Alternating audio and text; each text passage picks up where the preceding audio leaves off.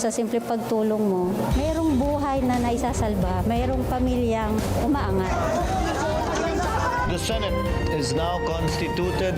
At ito ang mismong Chinese Coast Guard. Napakinggan ni PBBM. 6 na milyong balotang gagamitin sa A to Z. Kumpleto tayo.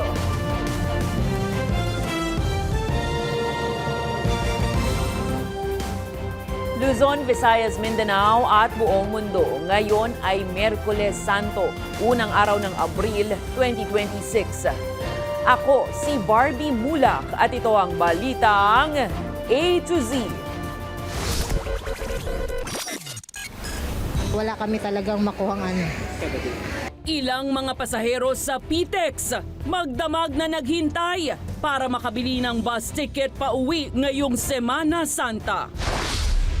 Isa pong napakalaking biyaya ang pagganap bilang Kristo. Tradisyonal na senakulo, dinarayo sa Baras Rizal ngayong Holy Week. 10 piso kada kilong taas presyo sa LPG. Ipatutupad na sa unang bahagi ng Abril. Ilang oras na lang. Unang astronaut mission patungong buwan. Sa loob ng 5 dekada, ilulunsad na ng NASA.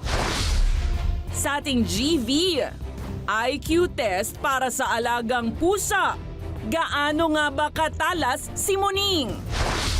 At sa showbiz, Nations Girl Group BINI dumalo sa Los Angeles Clippers Filipino Heritage Night sa California.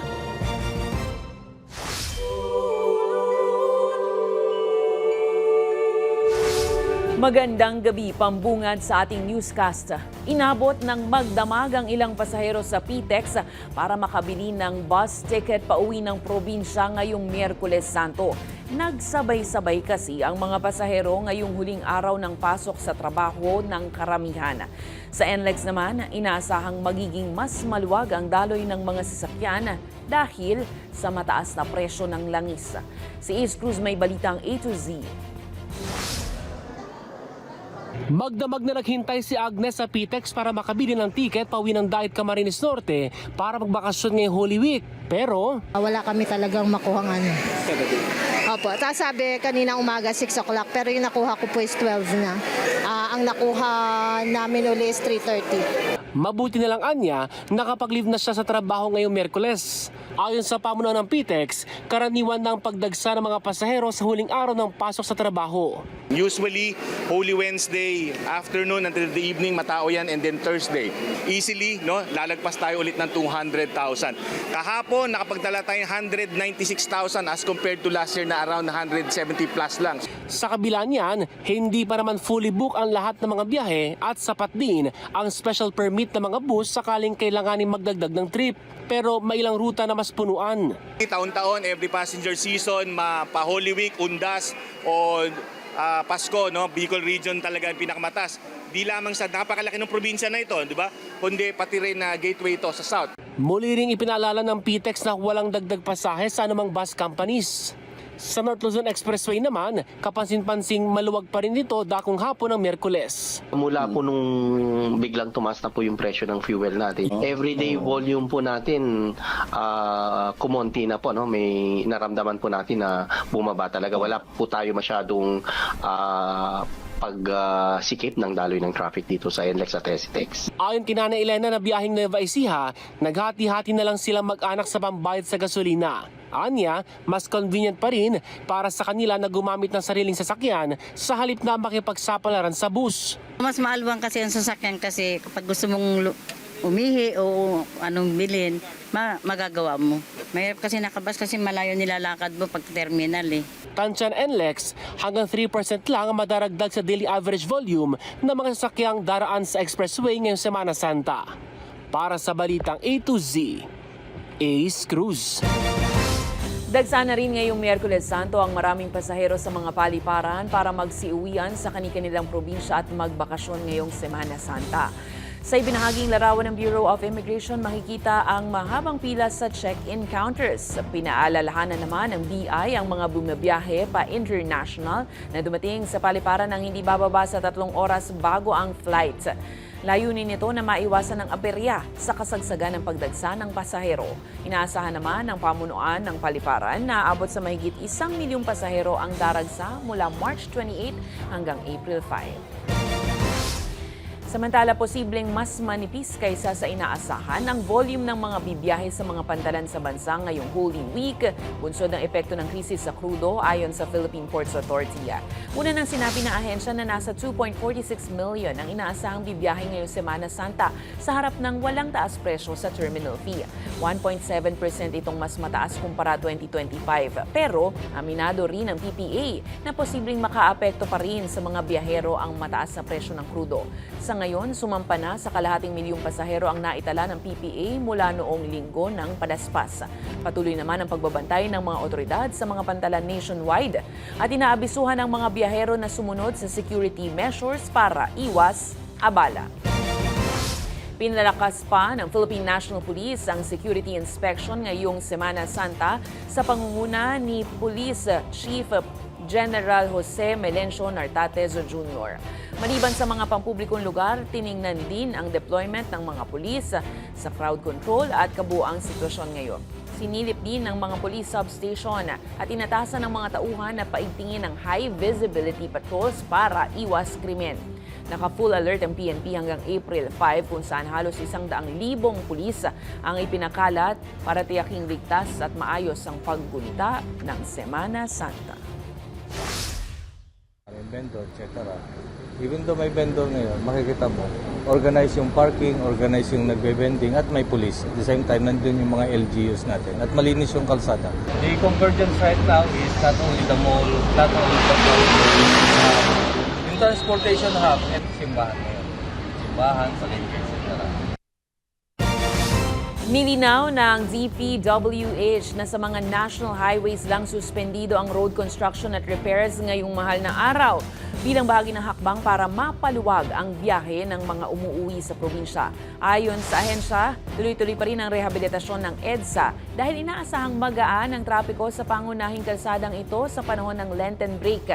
Magsisimula ang EDSA rehab sa bahaging Orense sa Makati hanggang Rojas Boulevard sa ganap na alas 3 ng gabi ngayong Miyerkules at magtutuloy-tuloy hanggang madaling araw na po yan ng Lunes, April 6. Nagsagawa rin ng inspeksyon si Dizon sa mga pangunahing kalsada sa Pampanga para tiyaking walang sagabal sa mga motorista habang naglatag naman ang DPWH ng 26 na Motorist Assistance Centers sa Central Luzon sa ilalim ng Lakbay Alalay Program. I-emphasize ko lang para naiintindihan ng mga kababayan natin. Yung walang construction sa Holy Week for DPWH, para lang yan sa mga national highways. No? Kasi kailangan ngayon talagang free from obstruction tayo. Pero halimbawa, yung EDSA, wala naman masyadong vehicle sa EDSA ngayon. So starting tonight, nandun ako mamayang gabi sa EDSA, 24/7 tayo hanggang Monday ng madaling araw.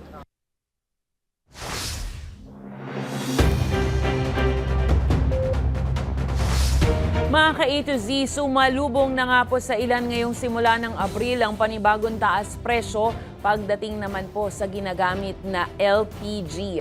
Ayon sa LPG Marketers Association, posibleng umabot sa hanggang 10 piso kada kilo ang taas presyo ng LPG na ipatutupad sa dalawang bahagi. 5 piso muna ngayon, habang panibagong 5 piso pagsapit ng April 7. Bunso dito na tumataas na shipping cost dahil sa sigalot sa Middle East, habang mas malalayong bansa na ang pinagkukunan ng supply tulad ng Amerika, Australia, Canada at Russia.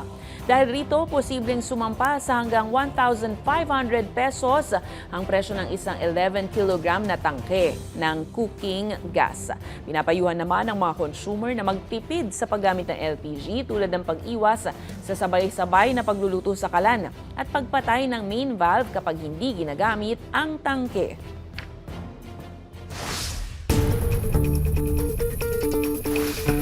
Isinusulong ni Senator Sherwin Gatchalian ang agarang pagpapatupad ng fuel rationing o pagrarasyon ng krudo sa gitna ng lumalalang krisis sa krudo bunsod ng gulo sa Middle East. Ayon kay Gatchalian, malaki ang maitutulong ng paglilimita ng konsumo sa krudo para mapahaba ang inventaryo ng supply ng bansa at maiwasan ang hoarding o pag-iimbak. Batay sa pag-aaral ng kanyang opisina, kung mababawasan ng 50% ang araw-araw na konsumo, posibleng humaba pa ng 60 araw ang fuel inventory ng Pilipinas. Diin pa ng Senador, maaari itong ipatupad sa pamamagitan ng executive action at hindi kailangan ng bagong batas. Nananawagan din siya sa kapwa mambabatas na magsilbing halimbawa sa pamamagitan ng pagbabawas sa kanilang convoy. Nauna nang binanggit ni Gatchalian na dapat may mga exemption naman para sa frontliners tulad ng ambulansya, bumbero, police at defense units. Dahil hindi tayo pwede mag-ration kung malapit na maubos yung gasolina natin or maubos yung crudo eh. As early as now, mag-ration na tayo para ma-extend natin from 51 days kung kaya ma-extend yan to another 90 days or even longer. May special payout pagkatapos ng Holy Week para sa mga motorcycle taxi drivers at delivery riders na hindi pa nakatatanggap ng 5,000 pisong cash aid mula DSWD. Ayon kay Social Welfare Secretary Rex Gatchalian, nakipagpulong na siya sa mga kumpanya ng MC Taxi at Delivery Services kaugnay ng aberya sa naging pamamahagi ng ayuda. Inamin umano ng operators na lumampas sila sa itinakdang quota na nasa humigit kumulang 54,000 benepisaryo lang. Sa nakaraang payout, maraming rider ang nagreklamo matapos malamang wala ang pangalan sa listahan. Magbibigay naman ng abiso ang DSWD sa mga susunod na araw hinggil sa special payout. Samantala, sisimulan na rin ang unang bugso ng pamamahagi ng ayuda sa mga probinsya pagkatapos ng mahal na araw. What they gave us is a list of almost 200,000. Wow. So you can imagine the missing number of people, 200,000. Of course, baka lumiit pa yung numero pag cross-check namin, but give or take mga 20 mil siguro. So you're looking at 170,000 excess.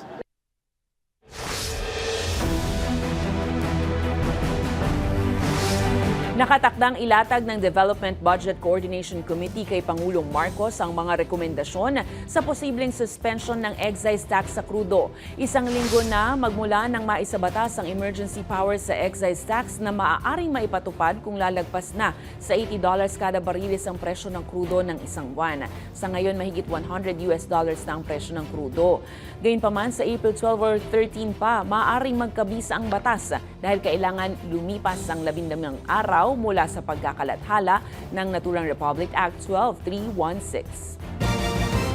Sa ibang balita, tiniyak ng DSWD ang proteksyon sa 11 anyos na bata na sumulat kay Pangulong Marcos para isumbong ang umano'y pang-aabuso at pananakot sa kanya sa Camarines Sur. Matapos matanggap ang liham, inatasan agad ni Pangulong Marcos si Social Secretary Rex Gatchalian na kumilos at kausapin ng bata para mabigyan ng psychosocial, emotional at legal na tulong maging sa iba pang mga apektadong menor de edad. Nakatutok rin ang DILG sa investigasyon laban sa isang barangay official sa barangay Calooco, Tinambak at iba pang posibleng may kinalaman sa insidente. Tiniyak naman ng alkalde ng bayan ang pakikipagtulungan habang nasa tamang prosesong legal at administratibo na ang mga reklamo.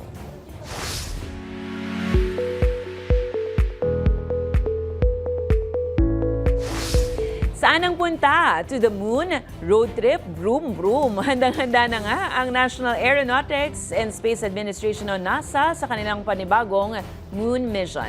Ready na ang kanilang Artemis 2, ang kauna-unahang crewed mission ng Artemis program kung saan lilibot ang 4 na astronauts sa buwan sa loob ng tinatayang 10 araw. Ayon sa NASA, tuloy-tuloy ang huling pagsusuri sa SLS rocket at Orion spacecraft, kabilang ang health checks ng engine, battery charging at spacesuit ng crew.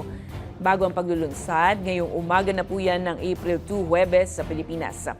Ito na ang pinakabagong lunar exploration ng tao para pag-aralan ang naturang Earth as satellite sa makabagong panahon. Kaya, good luck po sa bagong moon mission na ito. Susunod, tradisyonal na sinakulo dinarayo sa Baras Rizal ngayong Holy Week. At sa sports, Pinay tennis sensation Alex Ayala todo ensayo para sa nalalapit na clay season. Diyan lamang po kayo, magbabalik ang Balitang A to Z.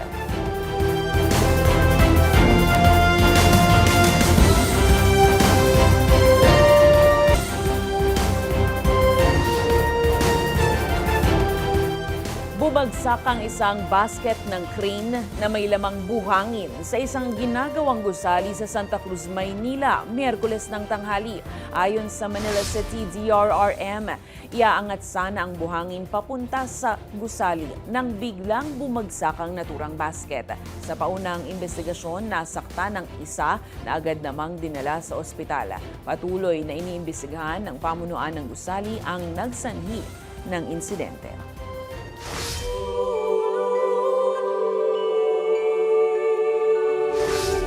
Ngayong Semana Santa, uso ang tinatawag na faith tourism sa bayan ng Baras sa Rizal. Kabilang sa mga atraksyon ay ang senakulo na halos 100 taon ng tradisyon doon. Pati na ang bisita iglesia sa Shrine and Parish of St. Joseph. At ngayong taon nga, may patikim pa ng local delicacies para sa mga darayo. Ang balitang A to Z special feature ni Kim Salinas.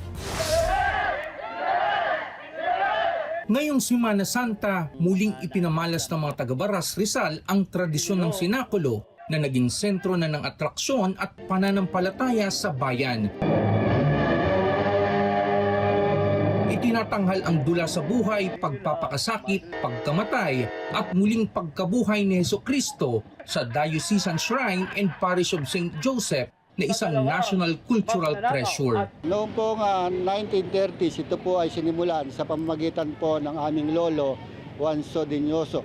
Kaya namin to ginagawa taon-taon upang ipakita sa ating sambayanan yung tunay na nangyari noong panahon po ng ating Panginoong Jesucristo.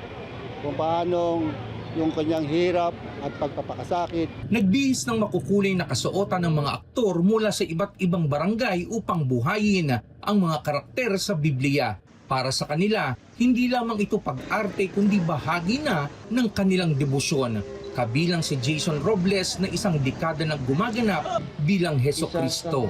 Isa pong napakalaking biyaya ang pagganap bilang Kristo. Wala naman tayong material na nakukuha sa pagganap sa sinakulo, pero ang biyayang natatanggap dito ay yung walang sakit ang iyong pamilya, yung mga hindi mo inaasahang mga blessings na nangyayari sa iyong buhay. Itinatanghal ang ilang tagpo ng sinakulo sa mga kalsada at sa luwasang bayan na nagtatapos sa eksena ng pagpako sa krus sa tapat ng lumang munisipyo.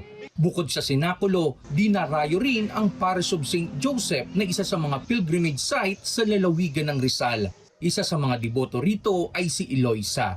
And the Lord granted my wish. Hindi lang mga anak ko ang kasama ko, mga kapatid ko, magulang ko, pati mga biyanan ko. Hindi lang yun ang ipinagkaloob niya. Pinagkalooban niya pa ako ng sasakyan na hindi na ako mag-jeep. Itinatampok din ng Local Tourism Office ang hapagkainan sa Baras o libreng patikim ng local delicacies para sa mga dumarayo sa kanilang bayan. May mga tinda pang religious souvenirs at lokal na ani ng mga magsasaka sa murang halaga. Bukas ang hapagkainan sa Baras hanggang Biyernes Santo sa patuloy na pagyabong ng faith tourism sa naturang bayan. Para sa Balitang A to Z, Kim Salinas. Sa mga magbabakasyon po ngayong Semana Santa, nagbabala ang Department of Health laban sa mga sakit dulot ng matinding init habang dumaragsa ang mga bumabiyahe ngayong Holy Week. Ayon sa DOH, mas nanganganib sa dehydration at iba pang heat-related illnesses ang mga pasaherong bumabiyahe ng malayuan, lalo na po sa mga air-conditioned na sasakyan. Pinaalalahanan ang mga babiyahe na magbaon ng malinis na tubig inumin para maiwasan ang dehydration, lalo na po sa mga senior citizen at mga lalahok sa mga aktibidad ngayong mahal na araw. Magbaon din po ng pagkain, maintenance medicine at first aid kit para naman sa mga sasali sa penitensya. Pinaalalahanan po ng DOH ang lahat sa panganib na dulot ng impeksyon. Linisin po ng maayos ang mga sugat at iwasang maligo sa ilog o dagat na maaaring kontaminado. Sa ngayon, naka-code white alert na ang mga ospital sa buong bansa hanggang April 6 para sa anumang posibleng emergencies. Sa ibang balita, iginigiit ni Senator Amy Marcos ang buong paglalantad ng ulat ng Independent Commission for Infrastructure kaugnay ng umano'y maanumalyang flood control projects. Ayon sa presidential sister, Dapat ilabas hindi lang ang final report, kundi pati ang mga transcript ng pagdinig at mga dokumentong isinumite ng mga resource person para makita ng publiko ang buong larawan ng investigasyon. Binanggit din niya ang Section 8 ng Executive Order 94 na naguutos sa ICI na ilathala ang mga mahalagang ulat nito. Nauna nang ipinresenta ng ICI ang mga rekomendasyon nito sa Office of the Ombudsman at Department of Justice. Pero ayon sa Malacanang, tila lunod pa ang DOJ at Ombudsman sa dami ng inirekomendang mga kaso, wala pa ring malalaking conviction sa mga inuugnay sa anomalya.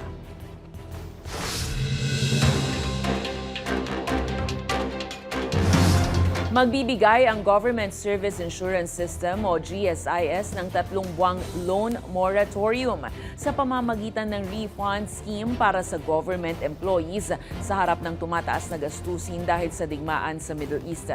Sa ilalim ng programang Balik Ginhawa, layunin nito na magbigay ng dagdag gaan sa mga empleyado ng gobyerno habang tumataas ang presyo ng mga pangunahing bilihin. Samantala, bilang pagkilala sa sakripisyo at kabayanihan noong World War II, magbibigay ang DOTR MRT-3 ng libreng sakay para sa lahat ng veteranong Pilipino mula April 6 hanggang 11. Bilang pakikisa sa ika-84 na anibersaryo ng Araw ng Kagitingan at 2026 Philippine Veterans Week, maaari itong ma-avail sa buong oras ng operasyon ng MRT-3 sa pamamagitan ng pagpapakita ng Veterans ID at anumang valid ID habang pinapayagan din ang mga veterano na magsama ng isang aide o kasama.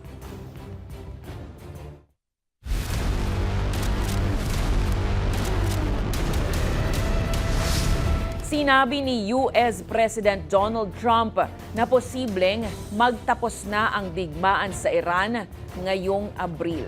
Sa press conference mula sa Oval Office, sinabi ni Trump na inaasahan niyang aalis na ang militar ng Amerika sa Iran sa loob ng 2 o 3 linggo.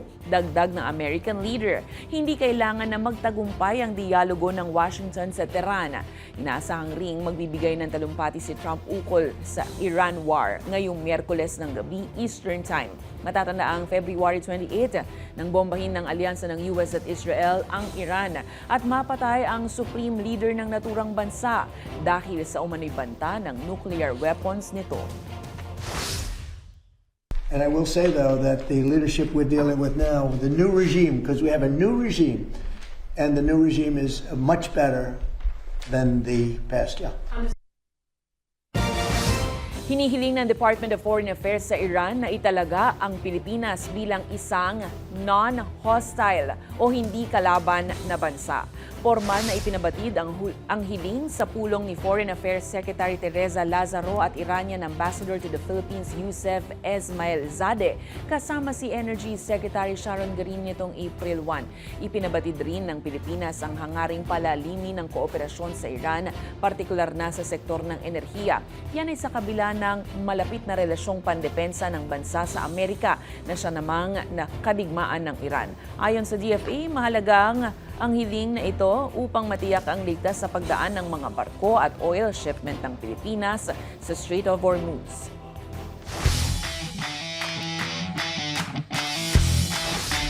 Todo ensayo na si Filipina tennis star Alex Ayala para sa nalalapit niyang clay court campaign habang nagsasanay sa red clay courts ng Rafa Nadal Academy sa Mallorca, Spain.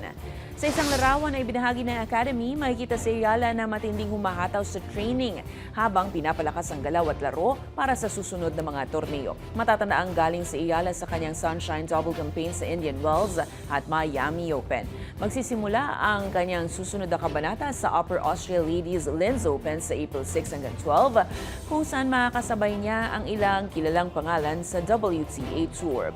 Pagkatapos nito, tutuloy si world number 45 Alex Ayala sa Stuttgart at Madrid bilang bahagi ng kanyang clay court swing. Kaya naman pray and fight lang, Alex.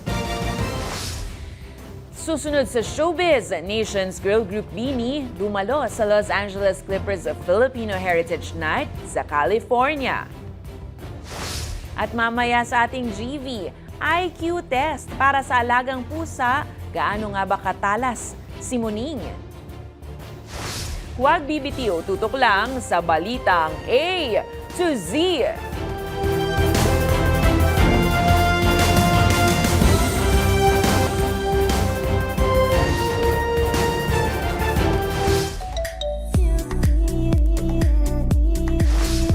Ikinasal na ang Marilag hitmaker na si Dionela sa kanyang non-showbiz longtime partner na si Maisy Mendoza.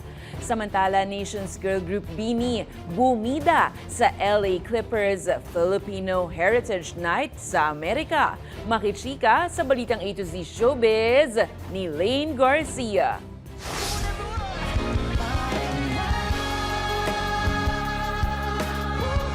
Finally, nagpalitan na ng I Do ang OPM singer-songwriter na si Dionela sa kanyang longtime partner na si Maisy Mendoza. 4 na buwan matapos i-anunsyo ang kanilang engagement. Isang intimate garden theme ceremony ang kanilang kasalan na dinaluhan ng kanilang respective families at ilang malalapit na kaibigan. Sa Facebook page ng Marilag singer, ibinahagi ni Dionela ang ilang naging kaganapan sa kanilang kasal, kabilang na ang paglalakad ng bride nito patungo sa altar. Mababasa rin ang caption ni Dionela na wait lang sa new music mga idol, ikakasal lang kami, saglit, be right back. Present din sa kasal ang mga concert director na si Paolo Valenciano at asawang si Samantha Godinez at Nico Faustino na siyang nagdirect sa solo concert ni Dionela sa New Frontier Theater nito lamang nakaraang taon. Matatanda ang nag-propose si Dionela kay Maisy sa opening night ng kanyang The Grace Tour Manila concert nang imbitahan niya ang partner para makikanta sa chorus ng kanyang awiting bahaghari. Congratulations and best wishes! BINI sa NBA. Present ang BINI sa basketball game ng LA Clippers at Portland Trail Blazers sa Los Angeles, California, USA nito lamang March 31. Dumalo at nanood sa naturang basketball game ang BINI para i-celebrate ang Filipino Heritage Night with Los Angeles Clippers. Bukod dyan, proud na flinex din ng P-Pop Queens ang customized Clippers jersey na binigay sa kanila. Ang Filipino Heritage Night ang annual event na hino-host ng mga NBA teams para i-celebrate ang Filipino culture. Habang inaabangan na rin ang performances ng BINI sa Coachella Valley Music and Arts Festival sa darating na April 10 at 17. Way to go, BINI! Para sa balitang A to Z Showbiz, Lane Garcia.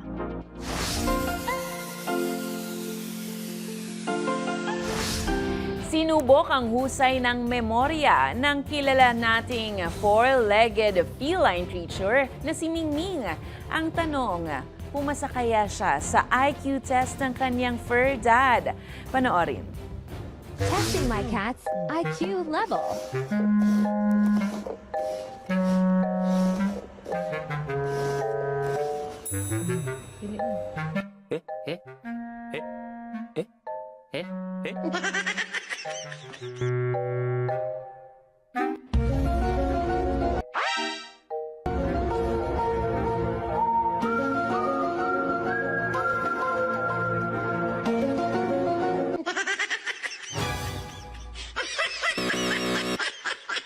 Testing my cat. Kulang sa instructions daw. Kung kayo ay may kwentong kakaiba, mga kwento ng pag-ibig o storya ng inspirasyon at pag-asa, maaari itong ibahagi. Sumali sa ating Facebook group na Balitang A to Z. Panoorin ang replay ng ating programa at sundan ang ating social media pages. Hanapin ang Balitang A to Z. Ang ating pabaong quote of the night ngayong Miyerkules Santo ay mula kay Pope Benedict XVI. Ang sabi niya, ang Semana Santa ay panahon para muling palalimin ang ating pakikipag-ugnayan kay Kristo. At yan po ang mga balita at impormasyon, mga kwentong may dalang inspirasyon na tinutukan ng Balitang A to Z. Pansamantala pong hindi muna i-ere ang ating programa bilang pagbibigay daan sa paggunita ng Semana Santa. Gamitin po natin ang panahong ito upang magnilay at manalangin. Ako po si Barbie Mulak, maging maalam, pakialam. Magandang gabi sa iyo, Pilipinas.